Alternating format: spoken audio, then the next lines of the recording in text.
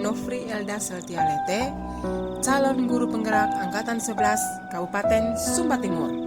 Saya akan memaparkan kesimpulan dan refleksi pemikiran Bapak Pendidikan kita Ki Hajar Dewantara pada modul 1.1 koneksi antar materi. Apa yang Anda percaya tentang murid dan pembelajaran di kelas sebelum Anda mempelajari modul 1.1? Sebelum mempelajari modul 1.1, saya memiliki kepercayaan bahwa murid yang pintar adalah murid yang nilai ulangannya bagus, dan agar murid pintar, murid harus mendengarkan apa yang disampaikan oleh Bapak dan Ibu guru. Nah, pada pembelajaran di kelas, biasanya saya menggunakan model pembelajaran cooperative learning yang kegiatannya dilakukan oleh semua siswa. Saya mengamati selama proses berlangsung, tidak semua siswa aktif, baik dalam diskusi kelompok maupun dalam presentasi dan tanya jawab, sehingga hanya sebagian siswa saja yang aktif dan siswa yang lainnya menunjukkan sikap yang pasif. Saya tidak pernah mengidentifikasi minat dan bakat anak sebelum memulai pelajaran, karena saya beranggapan bahwa bakat dan minat cenderung diasah dan diarahkan dalam kegiatan ekstrakurikuler dan kokurikuler.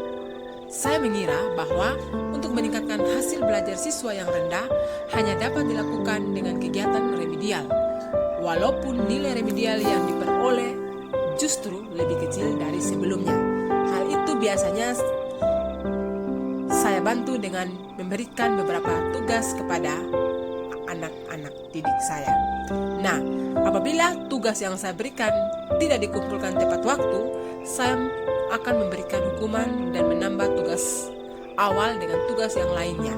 Dan saya baru menyadari bahwa apa yang telah saya lakukan dapat membuat murid merasa terbebani dan menurunkan motivasinya mengikuti kegiatan pembelajaran di kelas. Oleh karena itu, hal ini murid merasa tertekan dan berakibat fatal pada gagalnya penanaman karakter dan pencapaian kompetensi mereka, sehingga saya pun sering merasa gagal dan mengeluh jika banyak murid yang tidak tuntas setelah saya melakukan evaluasi.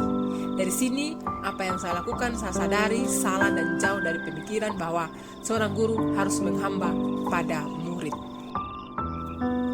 Apa yang berubah dari pemikiran atau perilaku Anda setelah mempelajari modul ini? Setelah saya mempelajari modul ini, saya baru memahami filosofi pendidikan Ki Hajar Dewantara, di mana menurut beliau bahwa tujuan pendidikan yaitu menuntun segala kodrat yang ada pada anak agar mereka dapat mencapai keselamatan dan kebahagiaan yang setinggi-tingginya, baik sebagai manusia maupun sebagai anggota masyarakat. Nah, oleh karena itu, saya sebagai pendidik hanya dapat menuntun tumbuh atau hidupnya kekuatan kodrat yang ada pada anak agar dapat memperbaiki lakunya, bukan dasarnya. Semua anak memiliki keunikannya masing-masing. Proses pembelajaran yang dapat mengakomodir kebutuhan belajar murid akan menciptakan pembelajaran yang lebih bermakna. Saya menyadari zaman sudah berubah. Murid kita sekarang adalah generasi Z yang hidup di tengah-tengah kecanggihan teknologi. Saya menyadari saya bukan satu-satunya sumber belajar bagi anak-anak. Banyak sumber belajar lain yang bisa dimanfaatkan sesuai dengan minat dan bakat anak-anak.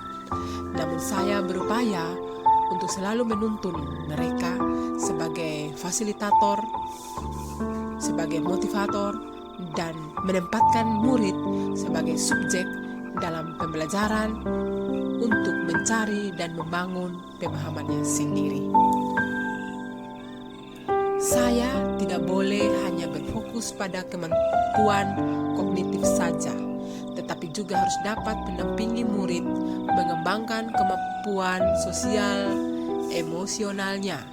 Dengan memahami filosofi pendidikan Ki Hajar Dewantara, saya mulai merencanakan pembelajaran sesuai kebutuhan murid dan membantu murid menjadi manusia yang merdeka. Murid sebagai individu yang unik, berbeda berbeda satu dengan yang lainnya berhak mendapat tuntunan yang tepat sehingga murid dapat mencapai keselamatan dan kebahagiaan. Dan kami juga sebagai pendidik pasti akan senang, bahagia ketika setiap murid-murid kita akan berhasil. Apa yang dapat segera Anda terapkan lebih baik agar kelas Anda mencerminkan pemikiran Ki Hajar Dewantara?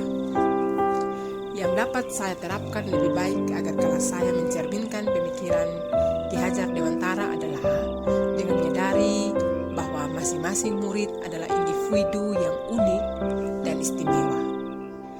Mereka memiliki potensi, bakat, minat, dan karakter yang berbeda. Untuk itu, saya harus mampu mengenali keunikan tersebut sebelum melaksanakan proses pembelajaran di kelas dengan memahami makna pada slogan Ki Hajar Dewantara, yaitu Ingarso Sung Tulodo, guru harus memberikan contoh yang baik. Ingmadai Mangun Karso, guru harus memberikan semangat pada murid. Dan Tuturi Handayani, guru harus memberikan dorongan atau menjadikan murid mandiri. Sebagai guru, saya berupaya untuk menjadi penuntun bagi mereka untuk mencapai kekuatan kodratnya sesuai dengan alam dan zaman. Pembelajaran yang saya lakukan di kelas harus berpihak pada murid dengan menempatkan mereka sebagai subjeknya. Dan saya akan berusaha menciptakan pembelajaran yang menyenangkan melalui pemilihan media pembelajaran yang bervariasi serta selalu menanamkan nilai-nilai budi pekerti pada setiap kegiatan pembelajaran sehingga nantinya mereka tidak hanya cakap secara intelektual tetapi juga cakap secara sosial emosional. Saya harus mampu menjadi teladan dalam penanaman nilai karakter baik dalam bersikap maupun bertutur kata, serta selalu berupaya menebalkan kebiasaan 5S, senyum, salam, sapa, sopan, dan santun dalam keseharian mereka. Dan dengan menjadi guru yang berkarakter baik, murid akan meniru sehingga dapat menjadi murid yang berkarakter lebih baik lagi dari gurunya. Saya harus menjadi guru yang lebih sabar dan ikhlas dalam mendampingi murid dan memberikan pelayanan yang terbaik bagi mereka. Tidak memberikan teguran atau sanksi yang keras, namun berupaya untuk mengayomi murid agar menumbuhkan rasa nyaman, bukan rasa takut. Karena guru yang baik adalah guru yang disenangi, dihormati, dan disegani, bukan guru yang ditakut. Sekian pemaparan dari saya. Terima kasih.